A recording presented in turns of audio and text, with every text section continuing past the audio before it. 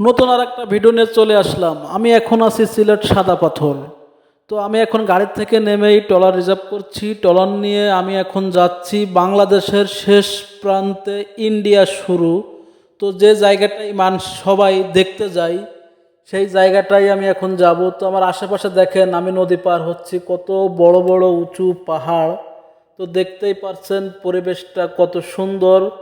আর সবাইকে আমি একটা কথাই বলবো, আমার ভিডিওটা যদি আপনাদের ভালো লাগে অবশ্যই শেয়ার করে দেবেন, অন্যদেরকে দেখার সুযোগ করে দেবেন। এরকম নতুন নতুন যাতে ভিডিও আমি আপনাদের উপহার দিতে পারি। তো ভিডিওটা দেখতে থাকুন। কত সুন্দর পরিবেশ আর কত বড় বড় উঁচু পাহাড়, আপনি দেখলে অবাক হয়ে যাবেন। এটা আমি অনেক দূরের থেকে আমি এই ভিডিওটা করছি, তারপরও দেখেন কত বড় বড় পাহাড় দেখা যাচ্ছে। নদীর পাশ দিয়ে ছোট ছোট ছেলে পেলে, দেখেন আমরা ছোটোবেলায় ঠিক এরকমই করতাম, নদীর ধারে যায় ছোটাছুটি করতাম, দৌড়দৌড়ি করতাম। তো আসলে সব কিছু মিলেই অনেক সুন্দর।